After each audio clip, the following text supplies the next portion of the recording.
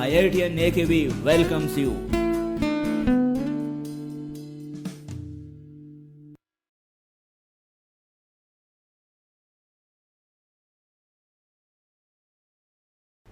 तो ये क्वेश्चन है और क्वेश्चन में आपसे बोल रहा है probability of hitting a target is 1/10. Then find the minimum number of trials so that probability of at least one success is greater than 1/4.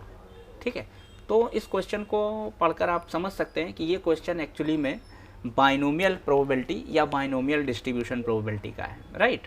तो जिसमें आपके पास आपको क्या क्या पता होना चाहिए. आपको प्रोबेबिलिटी ऑफ सक्सेस पता होनी चाहिए. अगर प्रोबेबिलिटी ऑफ सक्सेस अगर आपको पता है तो आप उससे प्रोबेबिलिटी ऑफ फेलियर भी निकाल सकते हैं. ठीक है, और मिनिमम नंबर ऑफ ट्रायल्स आपसे पूछे गए हैं तो हम मान लेंगे कि मिनिमम नंबर ऑफ ट्रायल्स जो है ना, required number of trials, required number या मिनिमम नंबर ऑफ ट्रायल्स क्या है, n है ना, जितने में वो टारगेट हिट किया जा सकता है. ठीक है, ठीक है, अच्छा ठीक है. तो प्रोबेबिलिटी ऑफ सक्सेस को बाइनोमियल प्रोबेबिलिटी में हम लोग किससे डिनोट करते हैं, p से.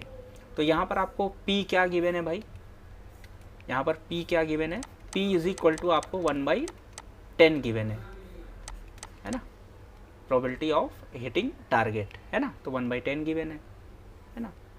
अच्छा, तो p अगर ये है तो q क्या हो जाएगा, 1 माइनस पी यानी 1 माइनस 1/10 प्रोबेबिलिटी ऑफ फेलियर. तो ये क्या आ जाएगा, ये 9/10 आ जाएगा है ना. और नंबर ऑफ ट्रायल्स जो हमने रिक्वायर्ड नंबर ऑफ ट्रायल्स है वो n मान लिए हैं. ठीक है, अच्छा तो अब इसमें हम फॉर्मूला लगाएंगे अपना बाइनोमियल डिस्ट्रीब्यूशन का.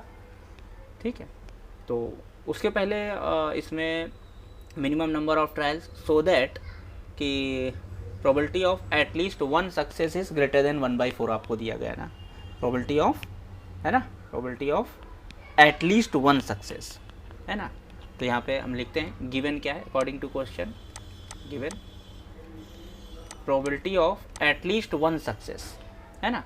तो रैंडम वेरिएबल अगर हमारा कैपिटल एक्स है तो क्या बोल रहा है, एटलीस्ट वन मतलब वन होनी चाहिए या फिर वन से ज़्यादा हो सकती है, कम से कम एक तो होना चाहिए. तो probability that x can be greater or equal to 1, ये जो प्रोबेबिलिटी है ना, ये प्रोबेबिलिटी बोल रहा है कि क्या है, बोल रहा है कि क्या है, ग्रेटर देन है, इक्वल का इसमें नहीं बोला गया है, तो ग्रेटर देन 1/4 ये आपको गिवन है क्वेश्चन में.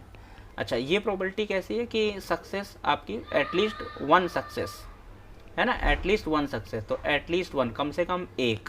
तो इस चीज़ को हम लोग कैसे लिख सकते हैं, 1 माइनस है ना, probability that x can be what, less than 1 है ना. इसका उल्टा क्या होगा, greater than or equal to 1 का है ना, उल्टा क्या होगा, x लेस देन 1 है ना, तो ग्रेटर देन 1/4. इसको अगर आप देखोगे तो 1 माइनस 1/4 क्या हो जाएगा, 3/4 ग्रेटर देन दिस, यानी this less than, probability that x can take the value less than 1 will be less than कितना, 3/4. ठीक, ये आ गया. अच्छा, तो अब इसे क्या लिखें भाई, x की वैल्यू लेस देन 1 है, तो स्टार्ट तो x की वैल्यू कहाँ से होगी, नंबर ऑफ ट्रायल्स क्या हो सकते हैं, या तो 0 हो सकते हैं, या 1 हो सकते हैं, या 2 हो सकते हैं, 3 हो सकते हैं, ऐसे हो सकते हैं. तो लेस देन 1 में आपके पास क्या होगा, 0 ही होगा. तो probability that x can take the value 0 है ना, 0, ये लेस देन 3/4 दिया गया है एग्जैक्टली. तो देखिए कहाँ से कहाँ तक आप पहुँचते जा रहे हैं. अच्छा, अगली बात क्या होगी, इसकी वैल्यू क्या होगी, इसकी वैल्यू क्या होगी, NCR की वैल्यू क्या है, 0 है ना, तो NCR है ना. तो Q की पावर क्या हो जाएगा, n-0 यानी 9/10 की पावर n-0 यानी कि n ही लिख देता हूँ मैं, और P की पावर 0 यानी 1/10 की पावर 0 है ना. तो NCR, ये इसमें डेफिनेशन अप्लाई कर दी, NCR की पावर है ना n-r, ठीक है, लेस देन कर देते हैं 3/4.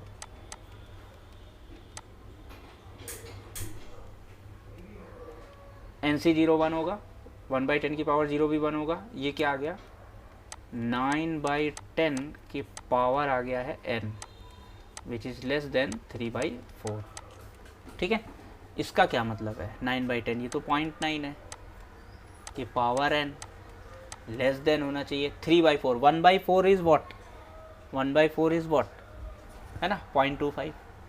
ठीक है, 2/4, 3/4, तो कुल मिला के 0.75 हो जाएगा ये, 0.75।